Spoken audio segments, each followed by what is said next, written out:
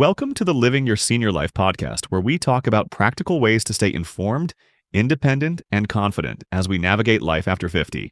I'm Mark, and I'm here with my co-host, Debbie. Today, we're talking about genetic testing and what your DNA may actually be able to tell you about your health. You've probably seen advertisements suggesting that a simple DNA test can reveal everything from your ideal diet to your risk for certain diseases. But genetic testing isn't quite that simple.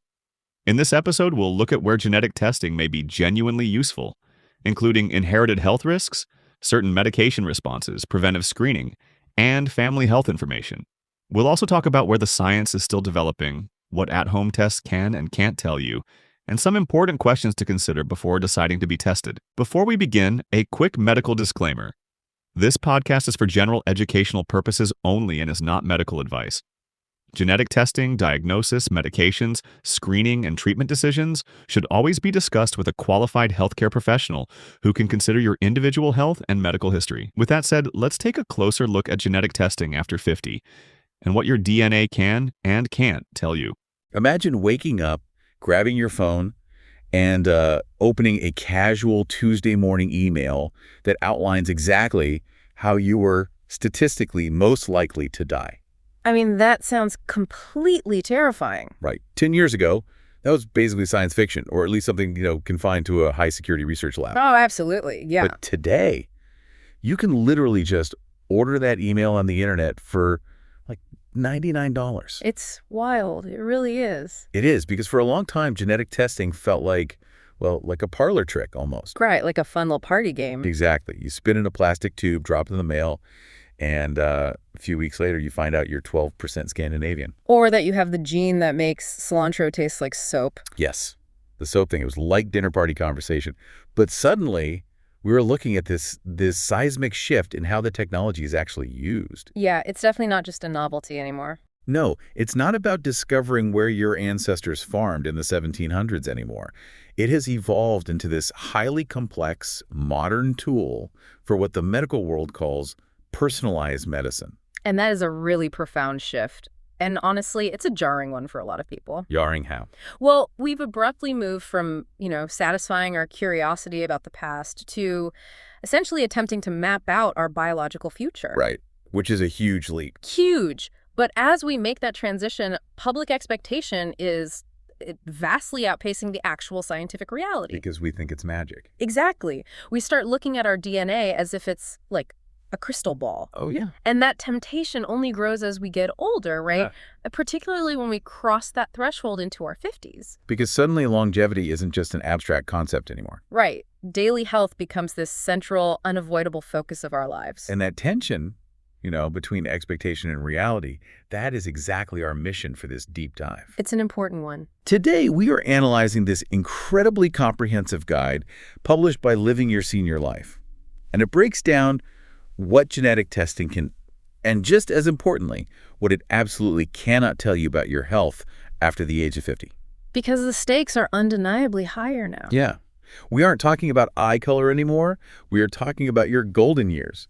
So, okay, let's unpack this. Let's do it. We hear the buzzword DNA tossed around in these wellness commercials all the time, right? Oh, constantly. But how does this actually integrate into a person's practical day-to-day medical care? Well, to even begin answering that, we have to establish the foundational baseline rule of this entire guide. Okay, lay it on me. So Living Your Senior Life emphasizes this repeatedly. It's almost like a warning label. Your genes are just one single piece of your overall health picture. Just one piece. Right. Personalized medicine is not a synonym for DNA testing. They aren't the same thing. Wait, really? Because marketing definitely makes it sound like they are. I know, but they aren't. Personalized medicine is this holistic approach that blends your genetic data with, your medical history, your lifestyle, your physical environment, and your age. So the DNA doesn't just operate in a vacuum. Exactly. It's a set of instructions, sure, but it is constantly interacting with how you actually live your life. Okay, so we should essentially stop viewing a genetic test as like the final exam. Yes. And start viewing it as just one of the reference books the doctor keeps on their desk. That is a perfect way to look at it. And I really want to ground this in the reality of the listener. Because if you are listening to this right now and you're over 50, there is a very high probability you have a pill organizer sitting on your kitchen counter. Oh, yeah. Sunday through Saturday. Right. You've got a little something for blood pressure, maybe a statin for cholesterol, maybe a daily anti-inflammatory for your knees. Pretty standard stuff as we age. I want to know how reading my DNA actually changes that specific morning routine, like practically. Well, it changes it through this rapidly expanding field called pharmacogenomics. Pharmacogenomics, that's a mouthful. It is. But as we age, managing daily medications just becomes a reality, right? But the historical problem with pharmacology is that it relies super heavily on trial and error. Really? Trial and error? Yeah, based on population averages. You're prescribed a standard dose of a new blood pressure medication, and the doctor basically says, take this and let's see how you feel in a month. Right. Call me if you get dizzy. Exactly. But pharmacogenomic testing removes a lot of that guesswork. It looks at the specific genetic differences that dictate how your liver enzymes physically metabolize chemical compounds. Okay, let me see if I can visualize the mechanics of that. Sure. If my liver is basically like a chemical assembly line. Great analogy. The standard dose prescribed by a doctor assumes my liver's workers are moving at like an average normal speed. Right, an average pace. But my DNA might actually reveal that my specific workers are on a permanent coffee break. Yeah. Like they're incredibly slow. Exactly. They're just sluggish. Meaning the drug just piles up on the conveyor belt, building up in my bloodstream until it actually becomes toxic. That is the exact mechanism at play. Yeah. Oh, wow. Your genes dictate the physical shape and efficiency of enzymes like the cytochrome P450 family in your liver. If your genes code for an enzyme that just works sluggishly, that standard dose of medication isn't being cleared from your body fast enough. Which sounds dangerous. It can be. Living Your Senior Life points out how critical this is for older adults. Imagine a patient starts a new prescription and immediately suffers from severe, debilitating side effects. Right, because it's building up. Yeah. Without a genetic test, the doctor might just assume, oh, it's a bad fit and try another random drug. Back to trial and error. Exactly. But with a pharmacogenomic test, the doctor can literally see that metabolic bottleneck on the assembly line. So they know exactly why it's happening. Yes. They can confidently lower the dosage to match your specific clearance rate, or just choose a different drug that uses a completely different enzyme pathway. I mean, that feels like a massive leap forward. It really is a game changer for daily care. Instead of buying a suit off the rack and just hoping the sleeves aren't too long, you literally have the exact tailoring measurements for your internal organs. That's a great way to put it. But let's look at how far this personalization actually goes, because, I mean, if I open any social media app right now, oh boy, right, my feed is flooded with companies telling me that for $199, they will sequence my DNA and tell me if I should be doing a keto diet, a paleo diet, or, I don't know, training for a marathon. Right, the DNA diet plans. Are you saying those ads are entirely snake oil?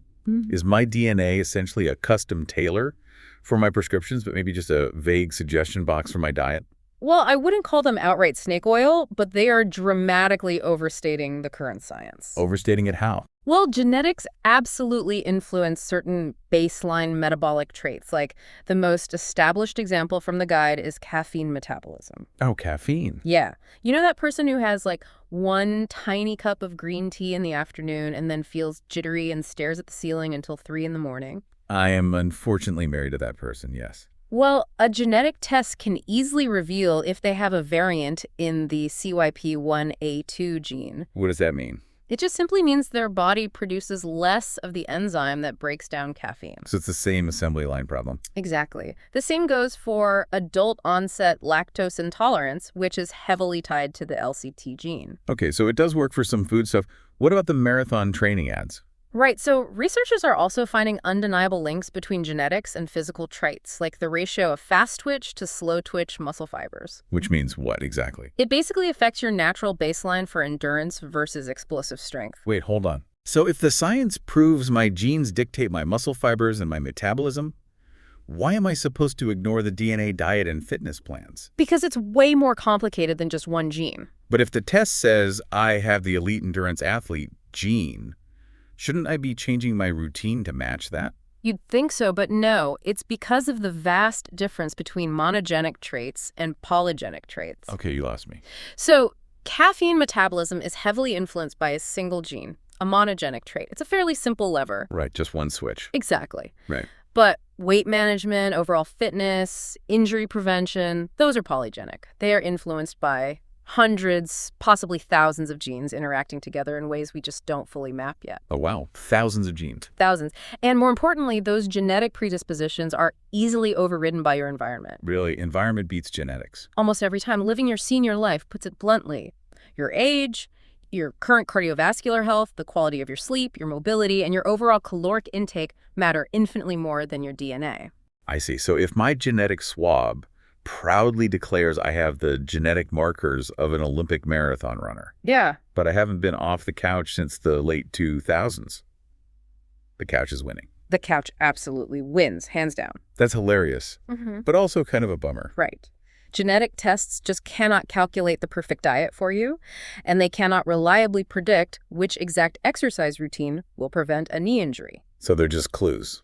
They offer tiny clues. But your lived reality, your daily choices, and your physical environment is the actual engine driving your fitness. Makes sense. So if genetics aren't destiny for our waistlines, what happens when the stakes get considerably higher? That's a different conversation entirely. Because if a DNA test can't promise I'll lose 10 pounds, how much weight should I give it when it predicts something terrifying? Right. As we look over the horizon past 50, we start worrying about the heavy hitters. Mhm. Chronic illnesses, inherited cancers, heart The conditions. big ones. Yeah. How does clinical genetic testing actually alter the battlefield for preventive care there? This is where the true power of clinical genetics really comes into play.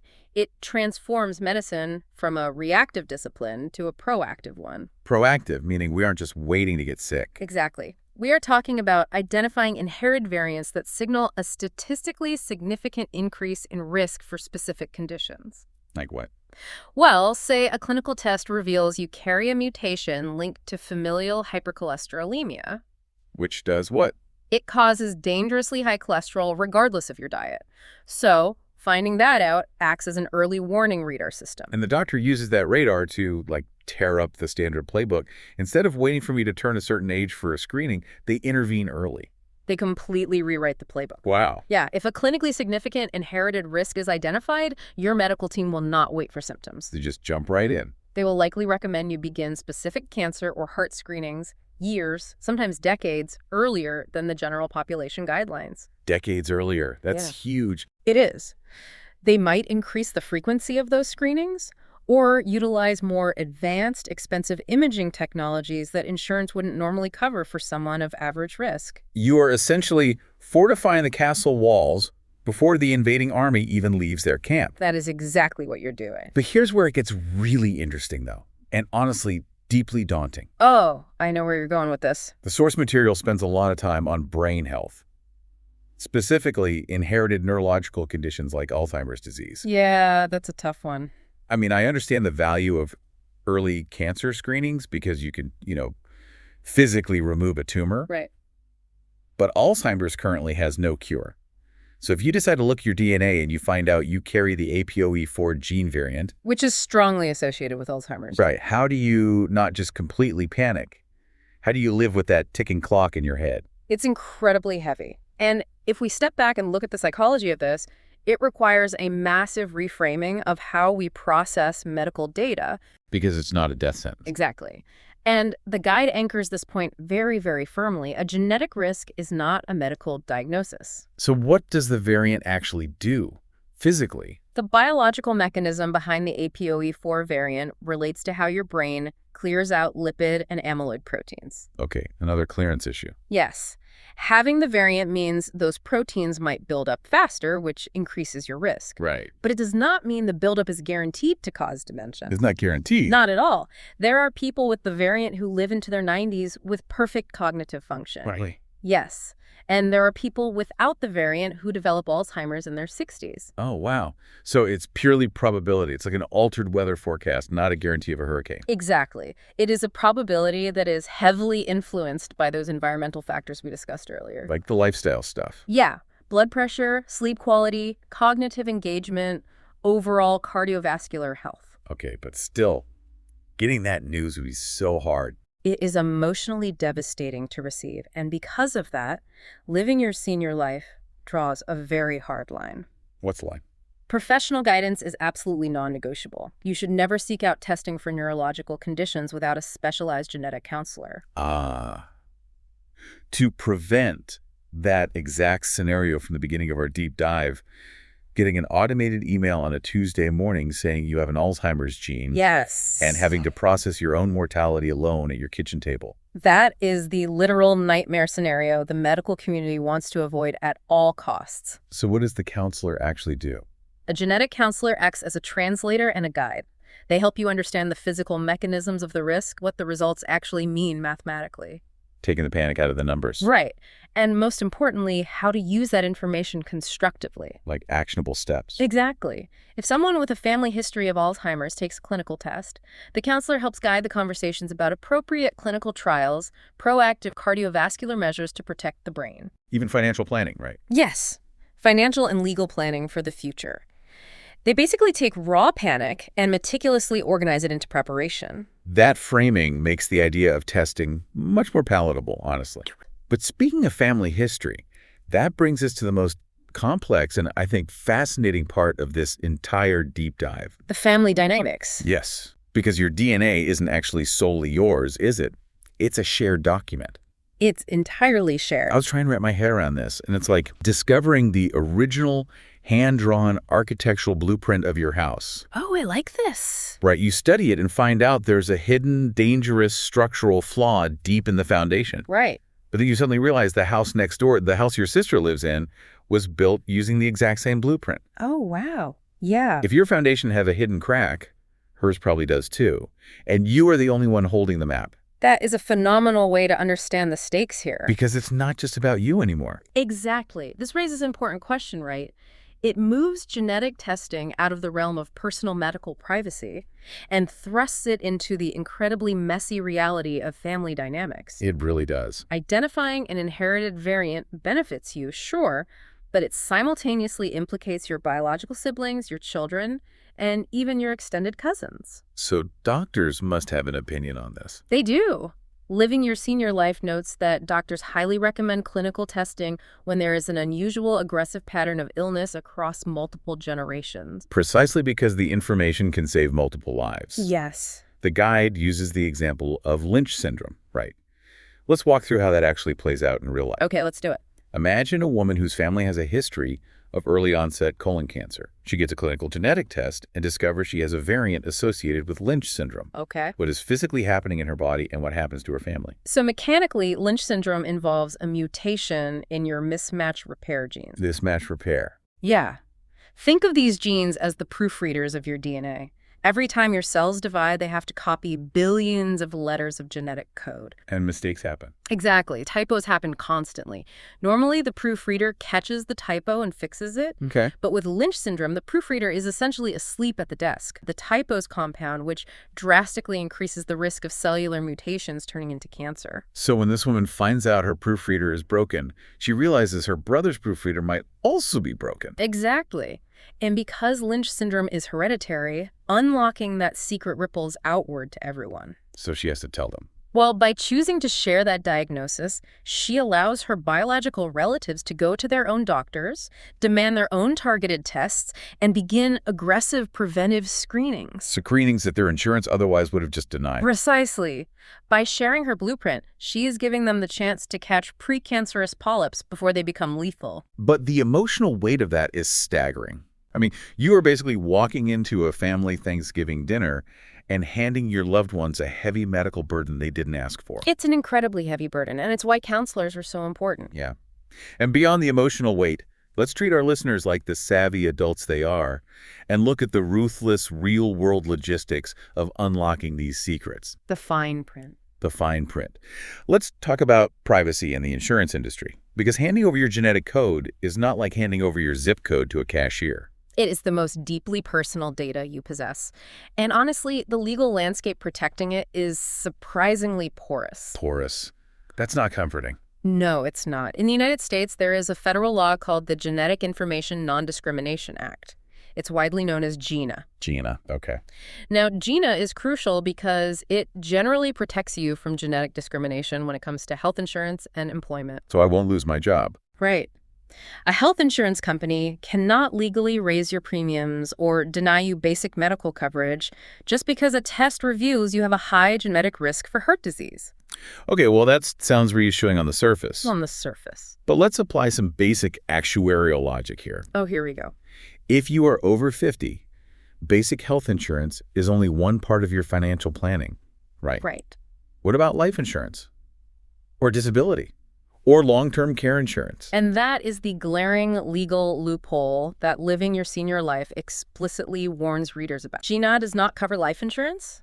No. It does not cover disability insurance. And critically, for older adults, it does not cover long-term care insurance. Wait, let me follow the math on this. Do the math. Long-term care insurance is based on massive risk pools. If Yeah. I secretly know I have the APOE4 Alzheimer's variant, Yeah. I am highly motivated to go out and buy a massive long-term care policy because I know I'll probably need it. If the insurance company doesn't know what I know, their entire financial model collapses due to asymmetric information. So they just demand to see the test results.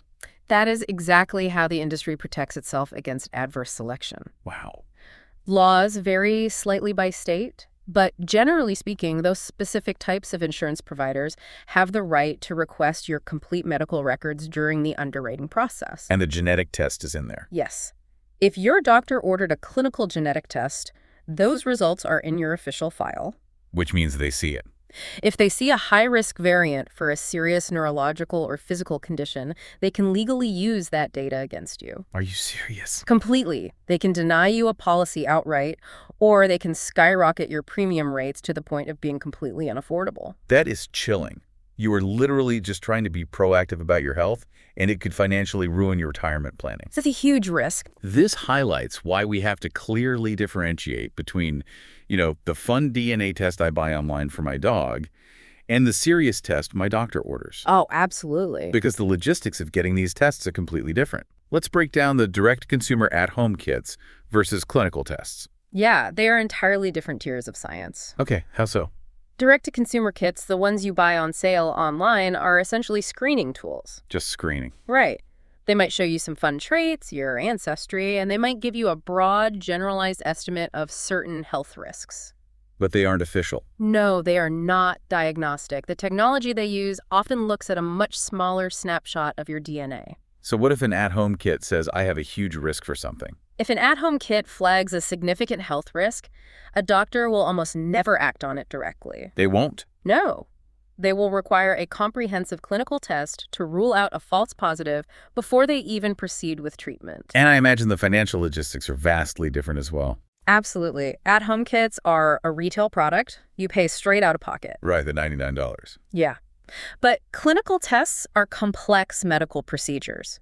Because they are ordered by a healthcare provider for a specific documented medical reason, like a strong family history of breast cancer, they might be covered by your health insurance. If you meet their criteria. Right, if you meet their strict clinical criteria.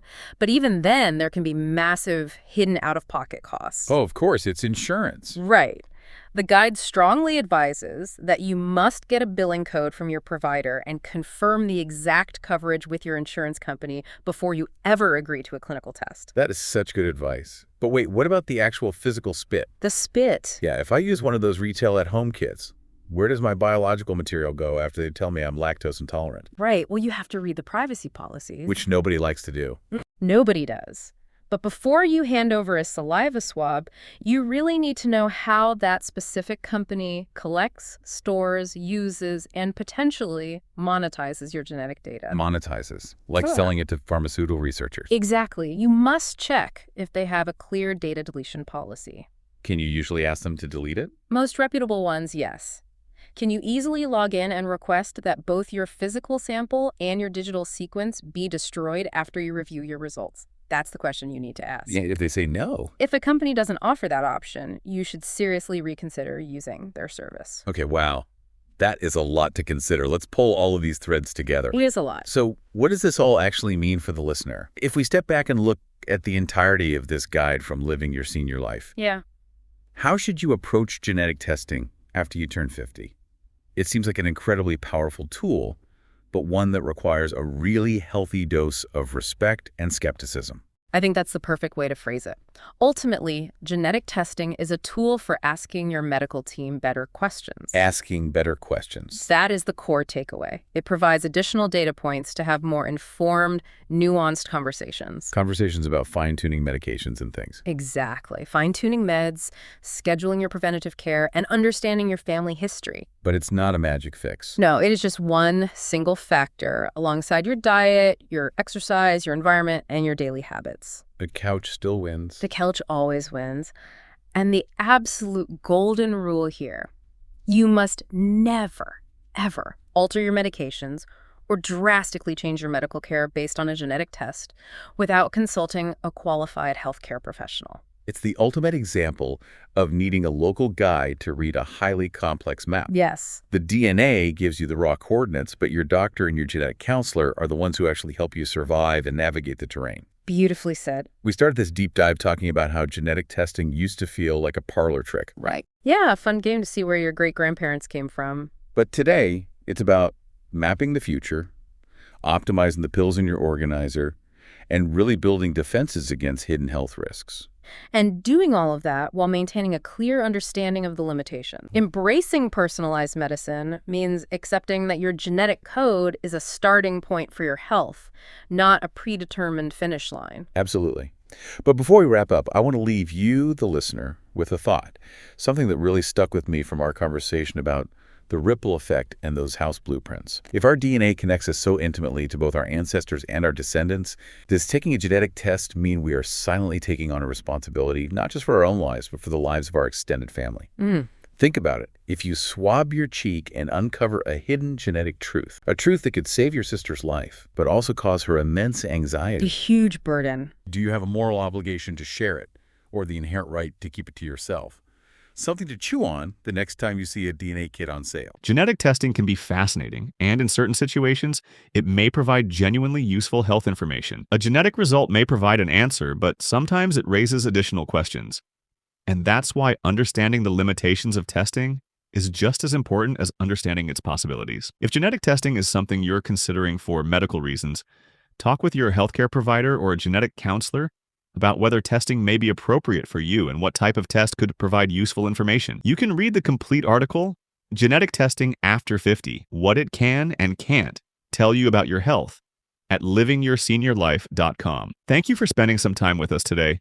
If you enjoyed this episode, please share it with your friends and family. Join us again next week for another episode of the Living Your Senior Life podcast. And as always, until next time, take care of yourself and live your best senior life.